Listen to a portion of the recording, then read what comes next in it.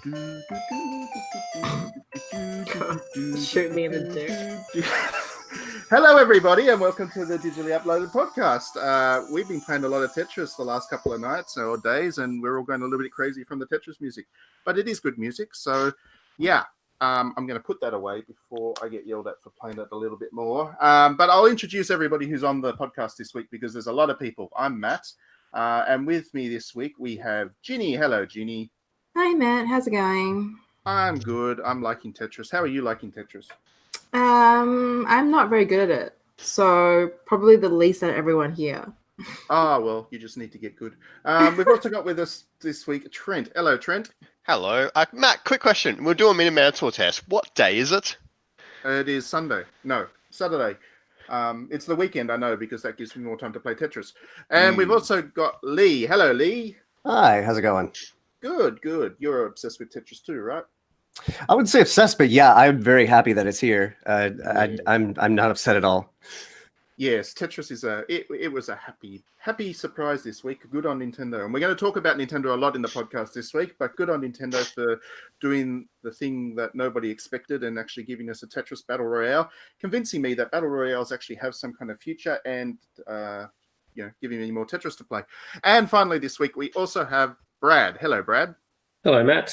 Brad's not often on the podcast, but he's come on just because he's a Tetris fan. Isn't that right, Brad? Absolutely. I wanted to put Tetris 99 on last night, and I thought I'll just have one round and I'll play something else, and it turned into a 2-hour Tetris fest. Yeah, that's the dangerous thing about Tetris. Once you start, you can't stop. It's like a Pringle. All right, we're going to go to some music. We're going to go to some Hatsune Miku music because that's what we do on this podcast. But we'll come back and we'll have music from Tetris later on. And we'll actually start the podcast off by talking about everything that Nintendo announced this week because it was a big week for the company. Stay tuned and we'll be back soon.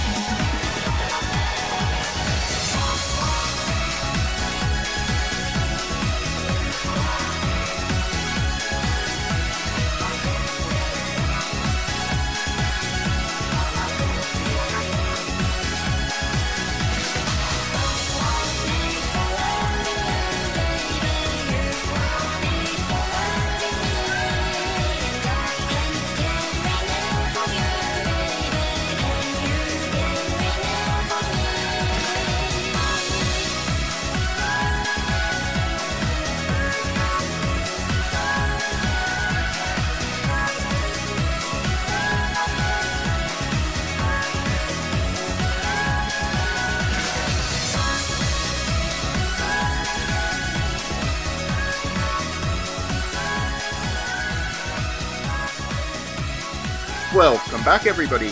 Okay, so you might have noticed we didn't do much of a news wrap at the start of the podcast this week. That's because Nintendo had a big Direct, and we want to talk a lot about the Direct, so we wanted to spend more time in the podcast talking about that. I think it's safe to say that everybody here really enjoyed that Direct. Is there anybody that, I mean, Ginny might not have, because Ginny likes to be the contrarian around here, but you liked it, right? It was a good Direct. Yeah, I did. I mean, it had used about Fire Emblem, which is all I really cared about. It did. It looks so good, doesn't it? Yeah, I've got my new favorite wife lined up, so... Yeah. That's an interesting one because, I don't know, I got a sense that a lot of other people didn't dig it, and I don't know why. I get very confused by the response I saw on the Twitters following that announcement. Is it because it's become more anime thing-like? Because it does seem like a very anime-styled game this time around. I think so, and I think the whole change that we saw from the last gameplay footage, where it's like not just sort of one-on-one units and more about like commanders and squads, like sort of advanced war style. I think people are not liking that crossover per se, but who knows? People are saying that the whole like School of War, it was like anime Harry Potter medieval fantasy, and they didn't like that. And I'm like, what's not to like about that? I was actually pretty hyped when I saw that. That sounded awesome. Exactly. And I'm not even a Fire Emblem fan. I was just like, wow, this actually looks... And I went into the trailer thinking, man, I'm probably not going to like this. But I saw how it was exactly like you said, like it's Harry Potter with swords. Sweet. Yeah, Sign me up. exactly. So, But it's only 3 houses. Well, you know what? It'd be hard to come up with like 5 sexy protagonists, so just Bree's fine. Is there a Twin Tales? I missed that if there is. No Twin Tails. Boo. Well, that's it now. I'm out. Surely you can change that. Well, the thing is, we've only seen the pro tags, not who can be recruited. So you could easily recruit Twin Tails. Okay, well, that's all right then. Yeah, there you go. This is very important. And Something Fire for Emblem.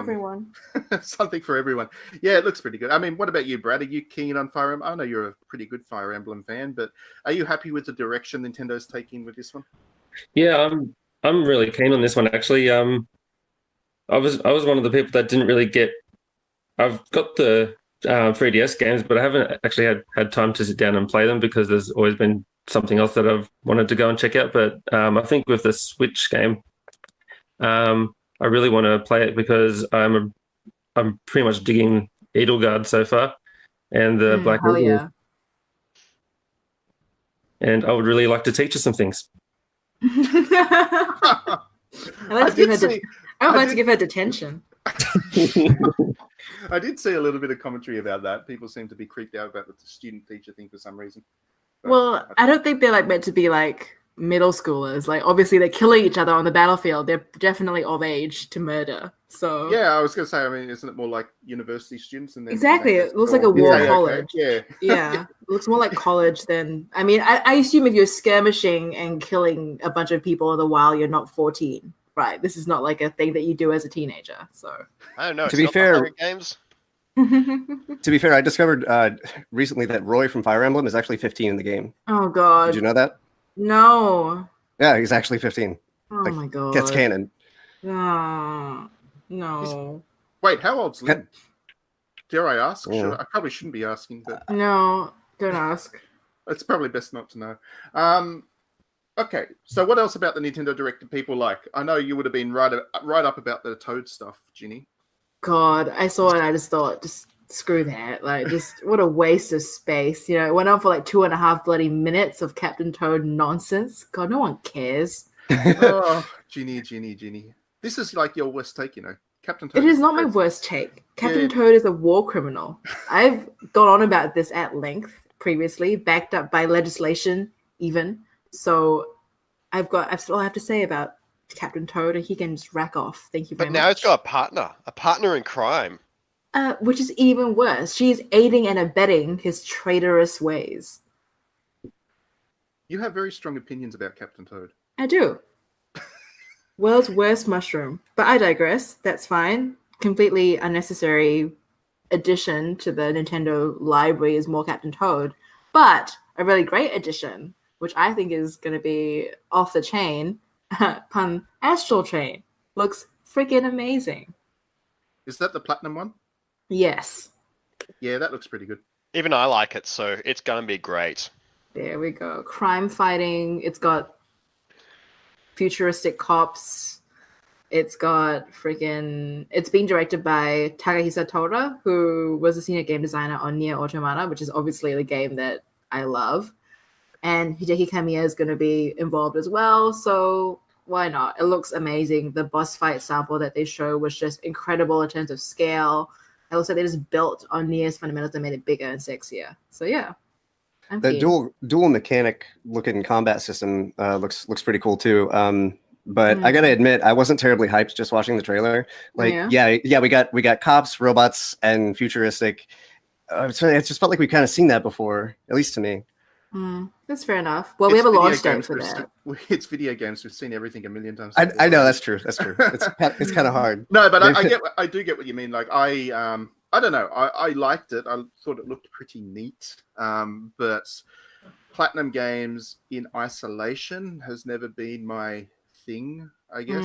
I always like when Platinum Games works with something that they got. So, for instance, Nier Automata, they obviously had Yoko Taro to work with, and he was a pretty important part of the creative process. And some of the other Platinum Games stuff I've really liked, for example, is the Transformers game that they produced. Obviously, they had existing material to work with.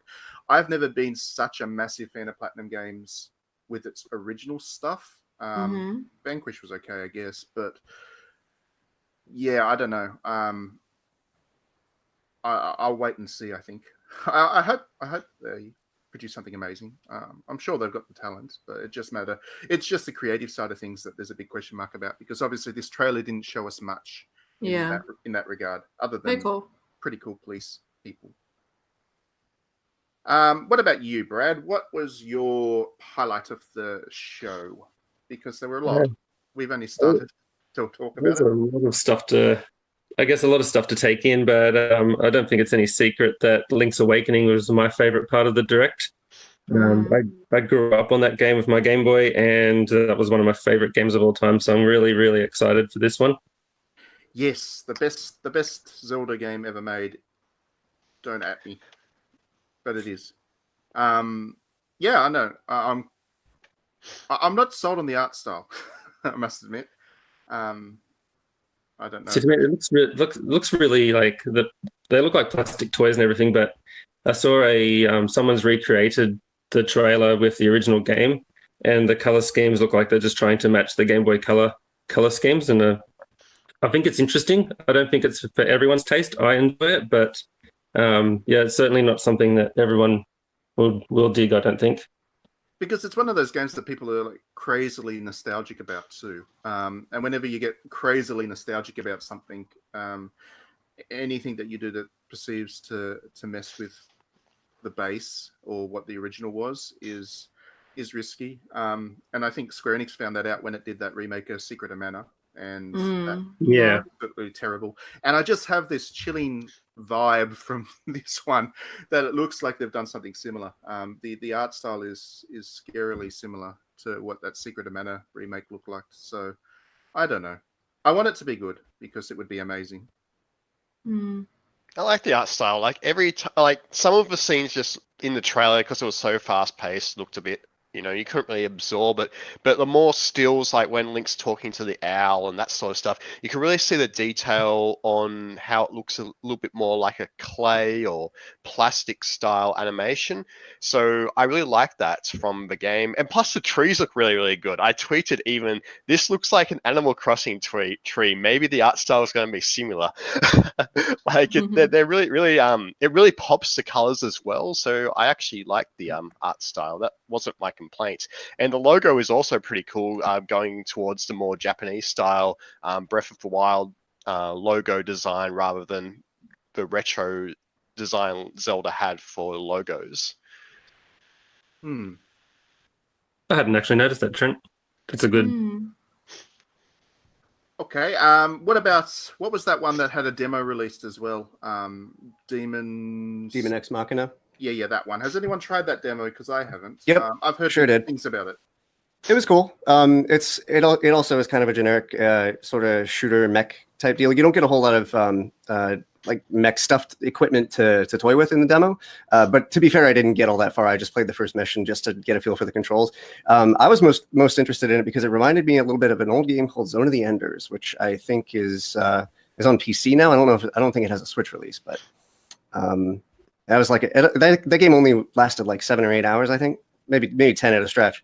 So I'm looking forward to the final release of this one because it does have a pretty solid combat system. It takes a little getting used to, but it's pretty standard fare. You know, you got 2 weapons. You got your machine gun. You got missiles.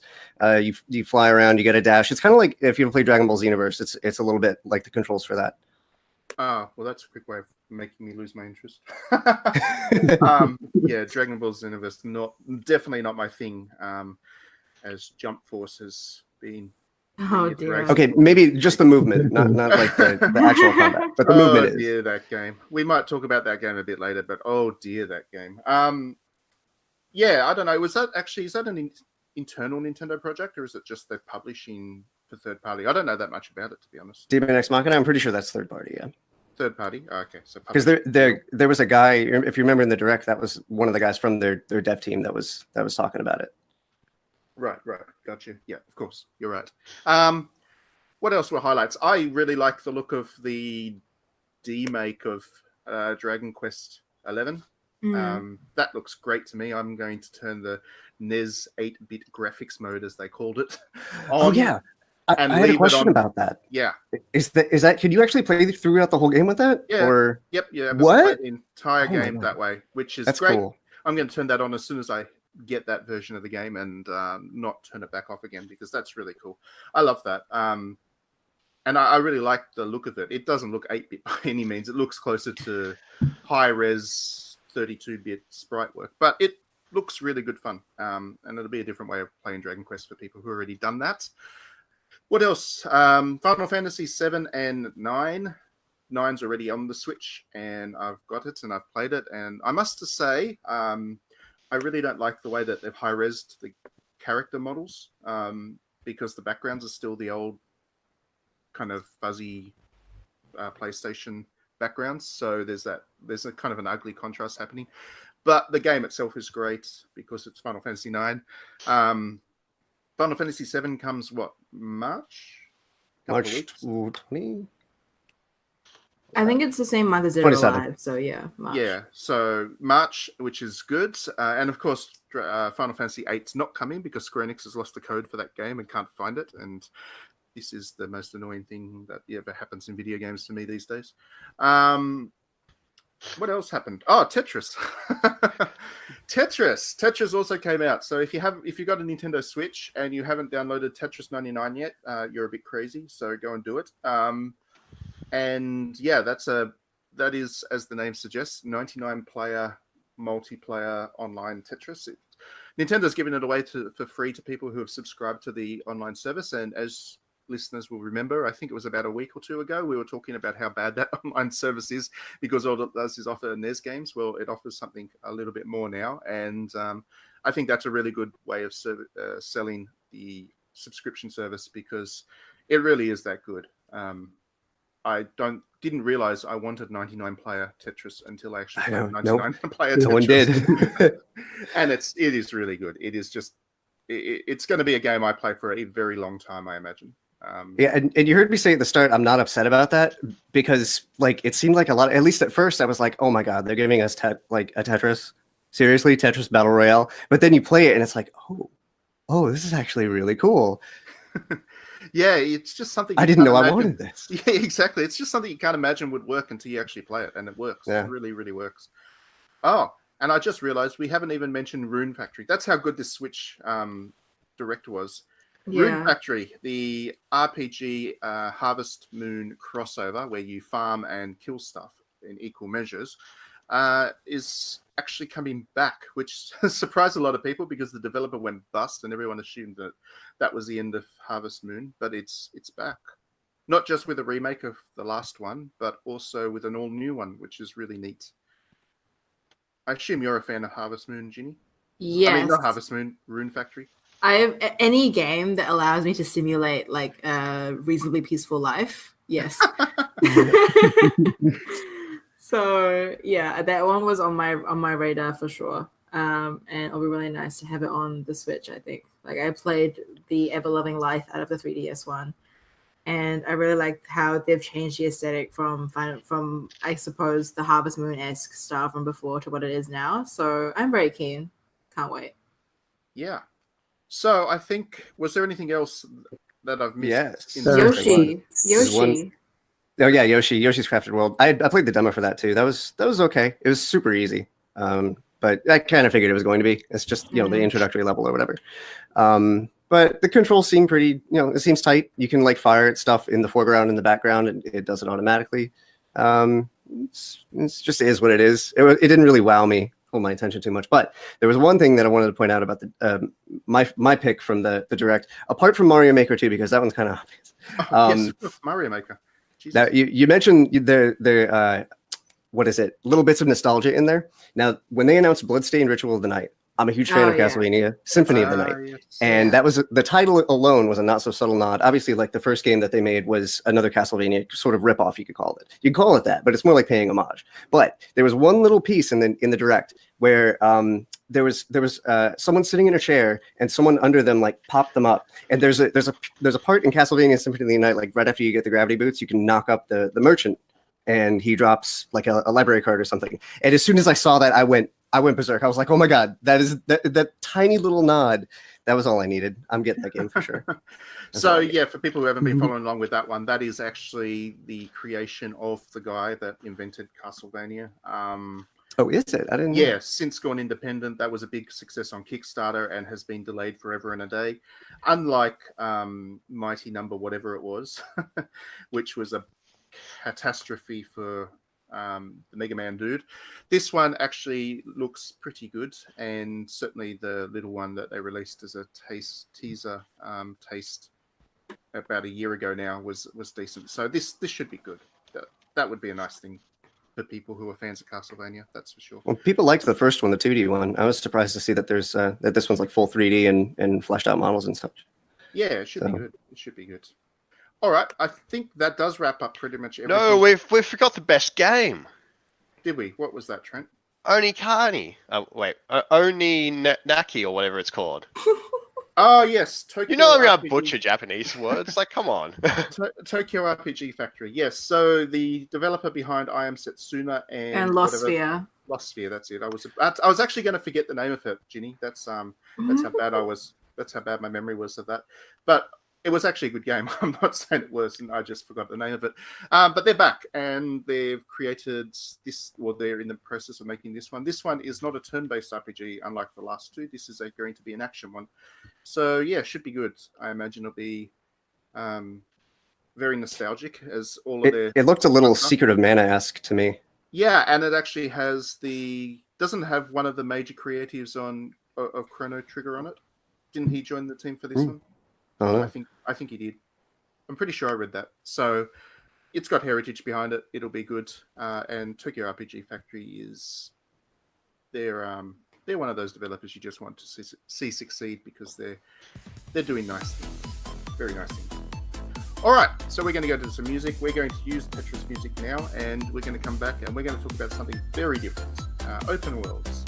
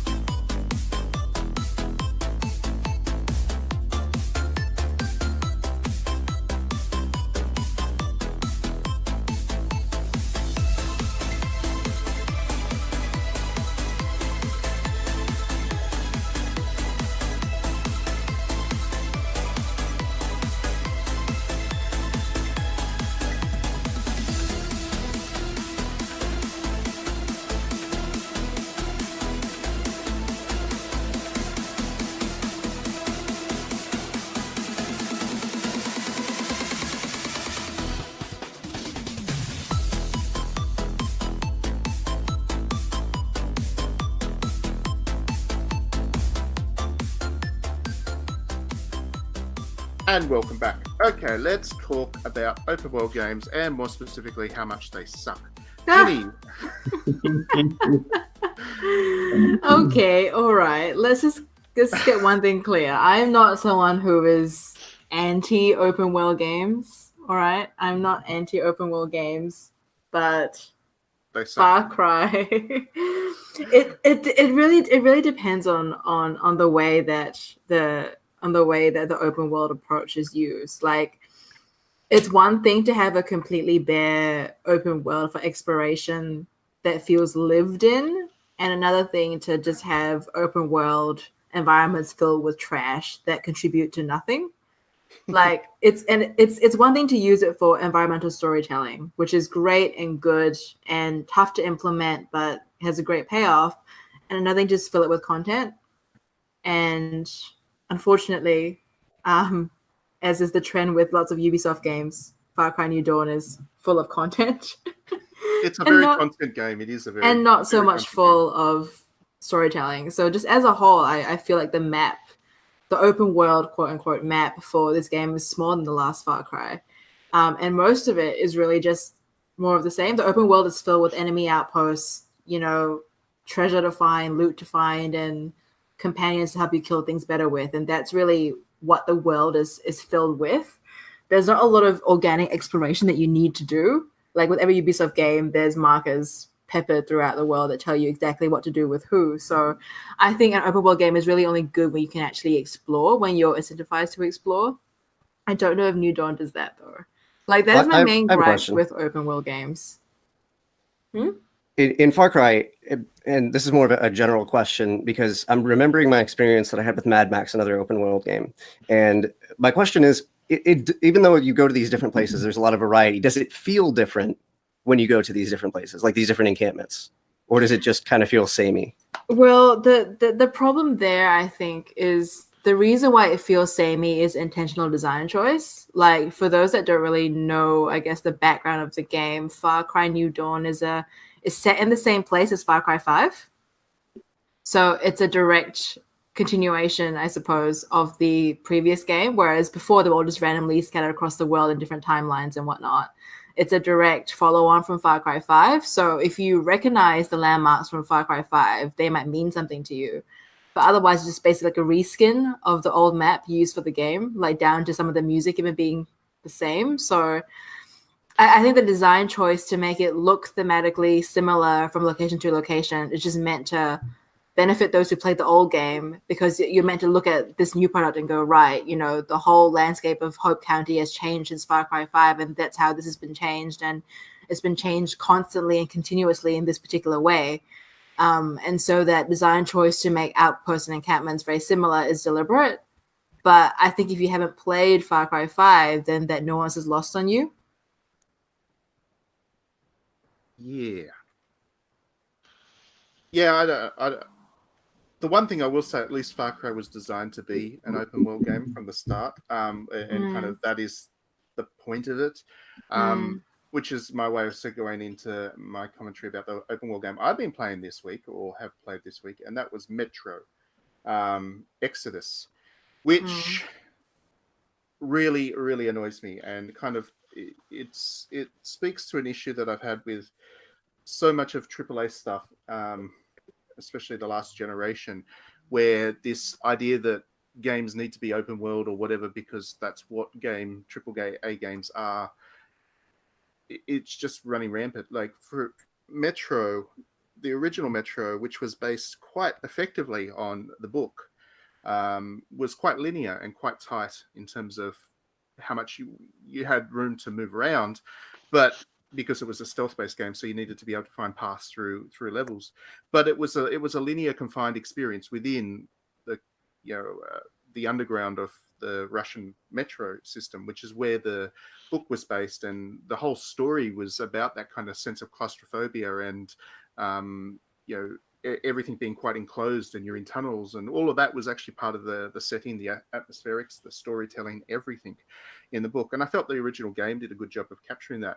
And then for some reason, Metro Exodus, which now has to be an open world, has to be a AAA blockbuster open world game, gets rid of all of that, because now you're in one of those large spaces and you can go in any direction, and it doesn't feel like the developers have any understanding of what made the book great. And because there isn't that sense of understanding about what made the book great, the game itself feels very generic. It doesn't have the icon problem that Ubisoft's games have. It doesn't have, 1,000 pieces of paper floating around in the sky to chase down. It's a little bit more focused than that.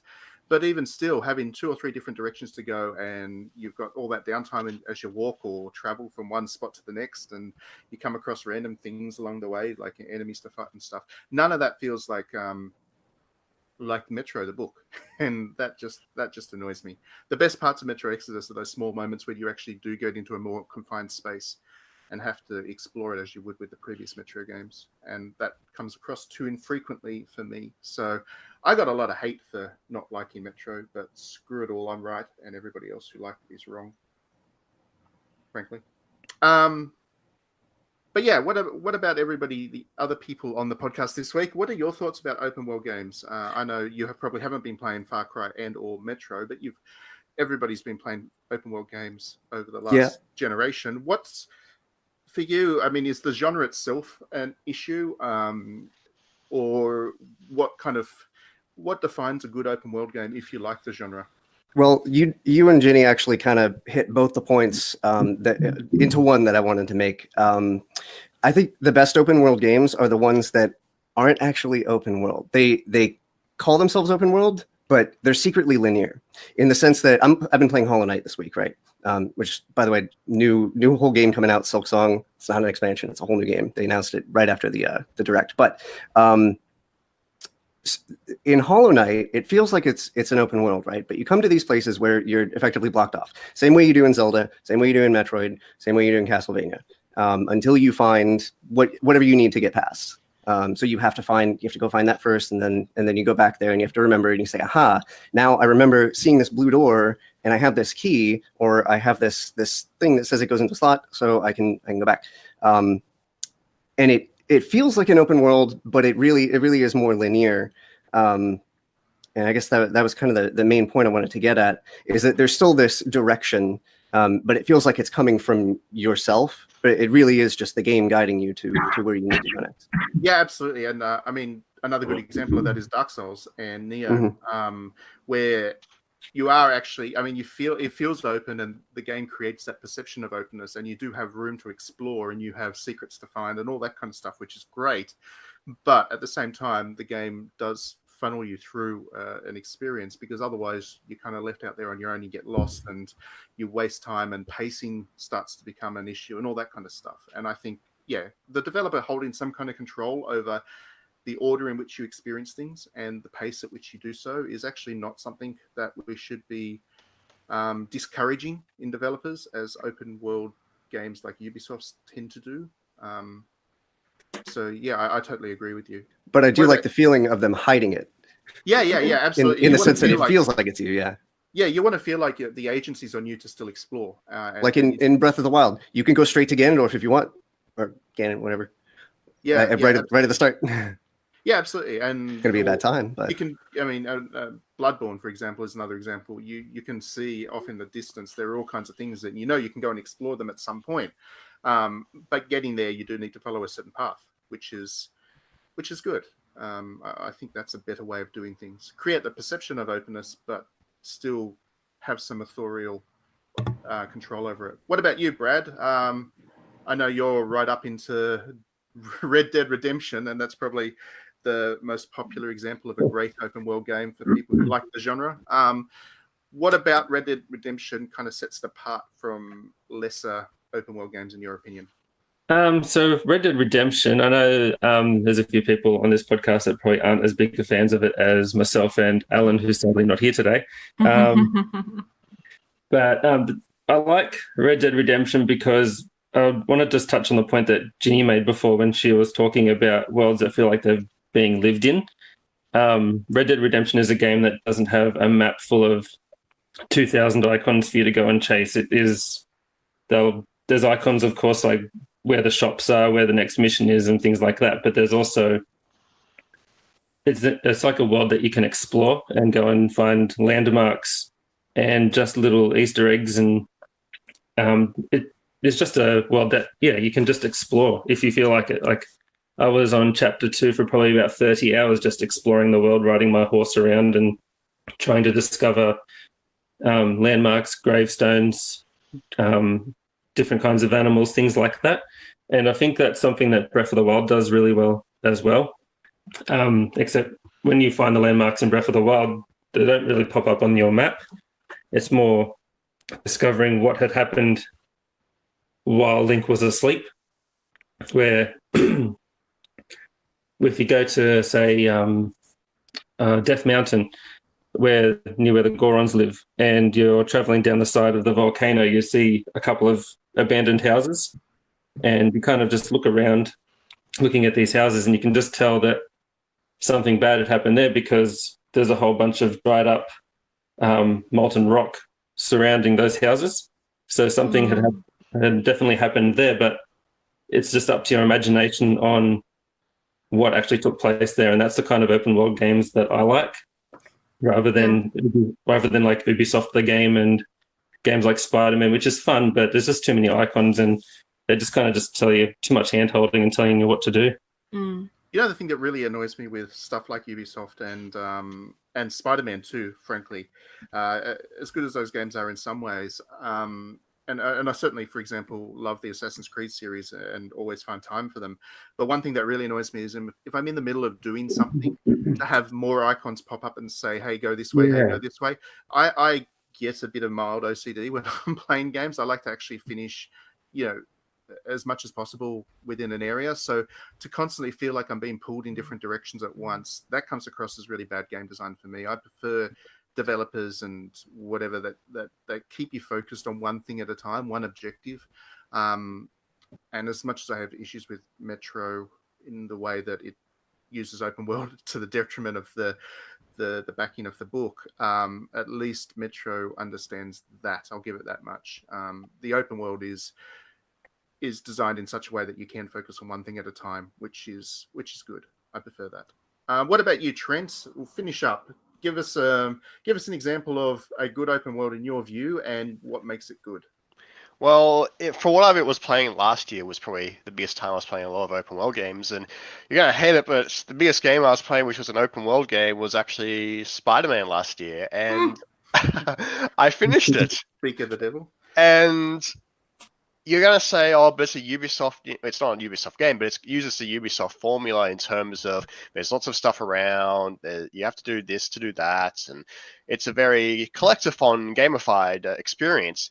But how I found it was the story was very focused, and it was pushing you towards the story often quite a lot. And when things were unlocked, say, the backpacks or all those other boring little collectibles that had thrown in for every mission area, they were unlocked early, so you got them in the first few missions that you could now do these bits. When they were something late end game, they were more mission bases, so like when the bad guys came in to the world, there were now bad guy bases. Like, it seemed like the world was slowly growing as you were progressing through the game. So Saints Row, I believe, did that. Like the third one sort of did that as you were playing along. Eventually the bad guys came in and suddenly there's bad guy bases everywhere. And you're like, well, hey, as a player, to transverse through the open world, it's suddenly a little bit harder to do this.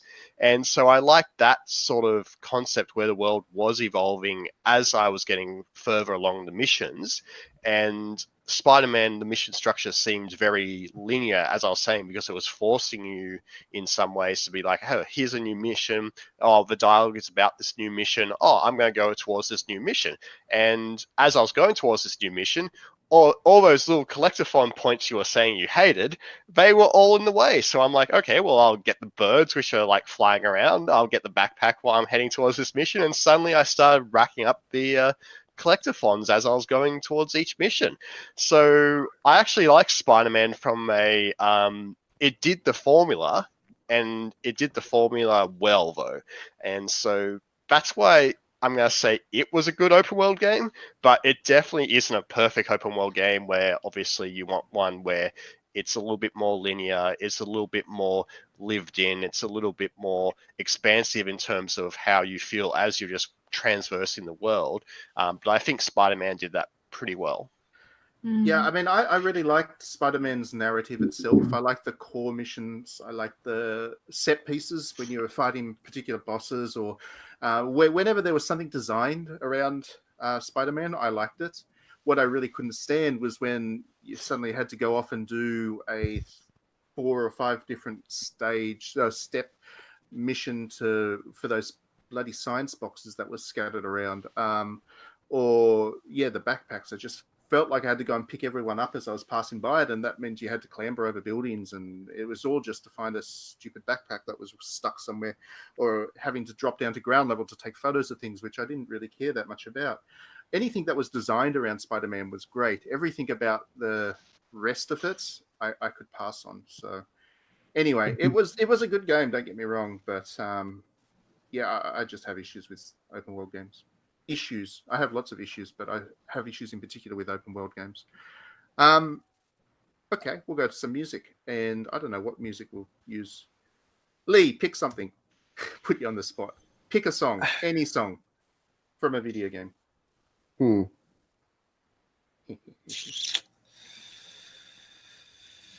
Castlevania Symphony of the Night, Bloody Tears. No.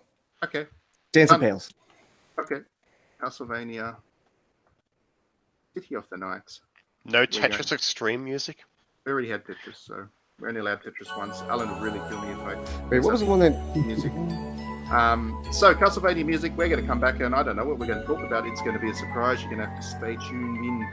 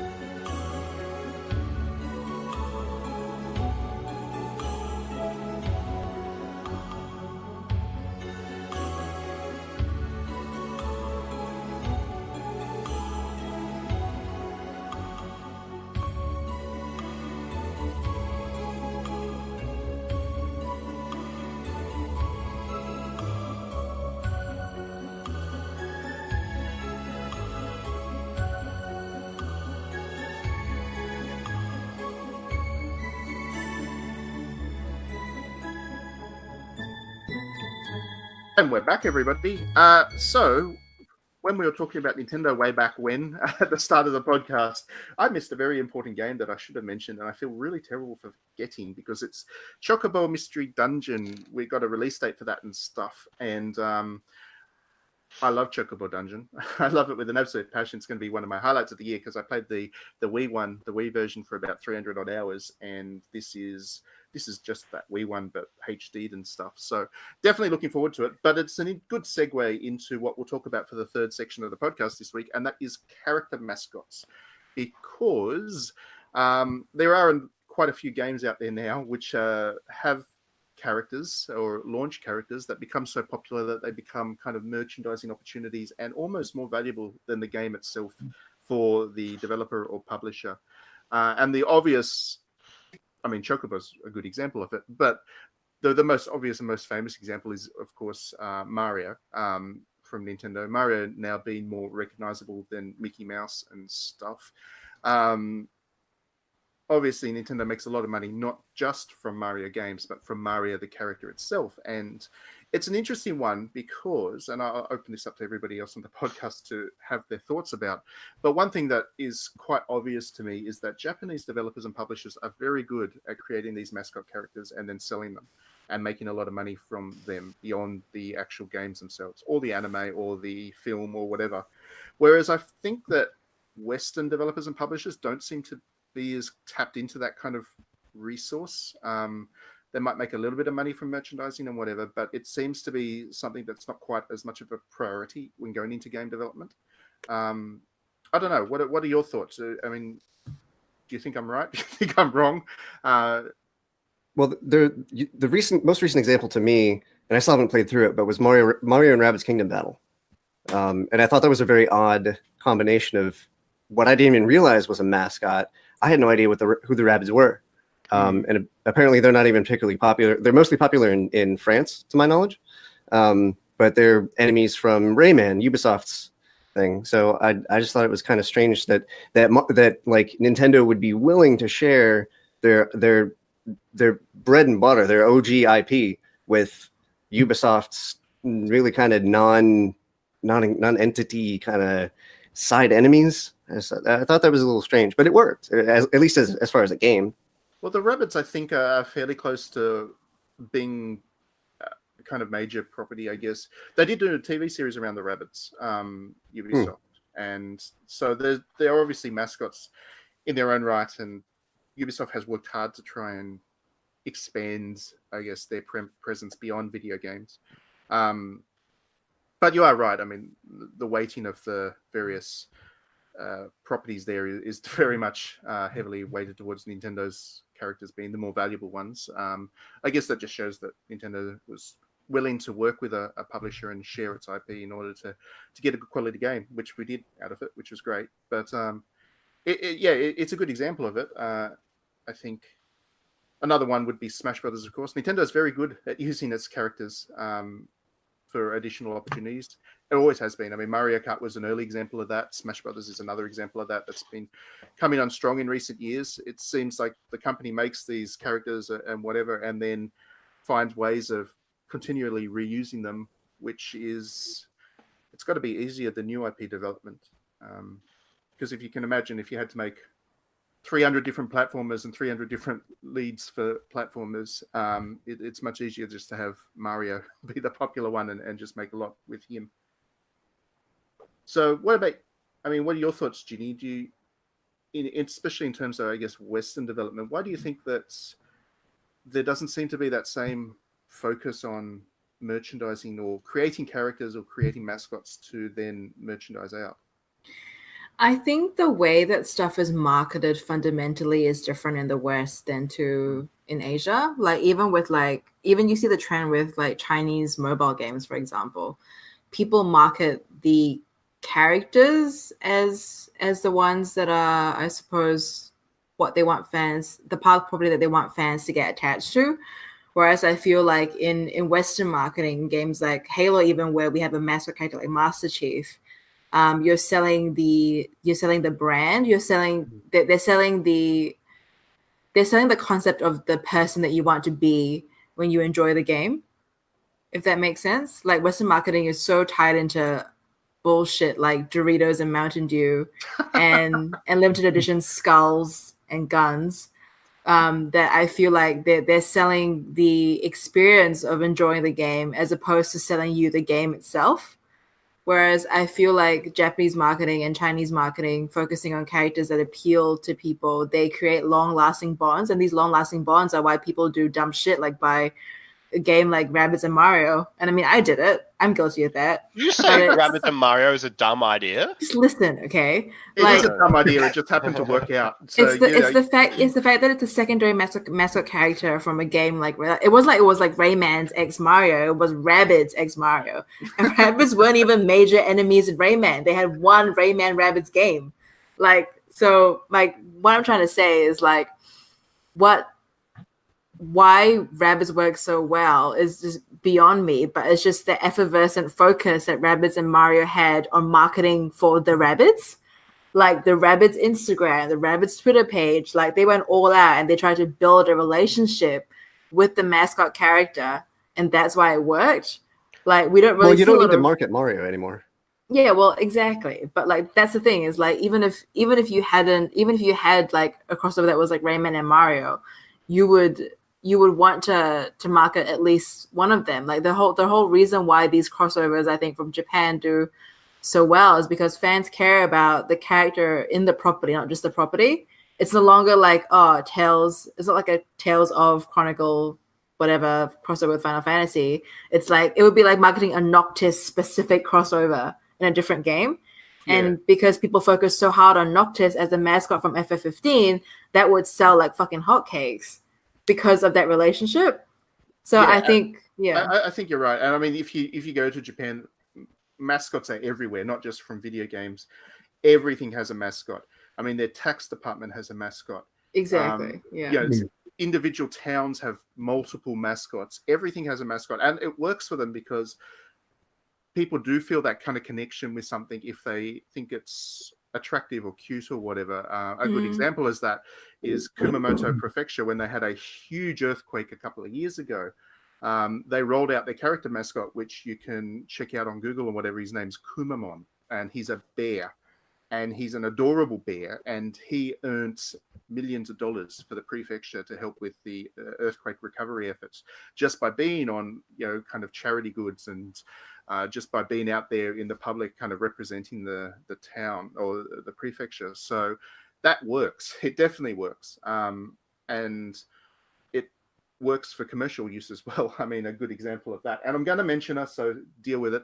Hatsune Miku is a great example of that because she was, that is just a bit of software, really. Miku is just a voice instrument that just, you type stuff into the computer, it spits it out as a voice. But what they did is they gave it the software a character, and that character became so wildly popular. Now she does concerts, and I have about 60 figures lying around the house of her.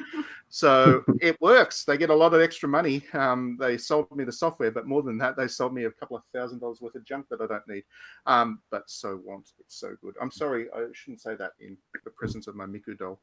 She's not junk. She's not junk. She's special. She's very special. But yeah, that's the point, I guess.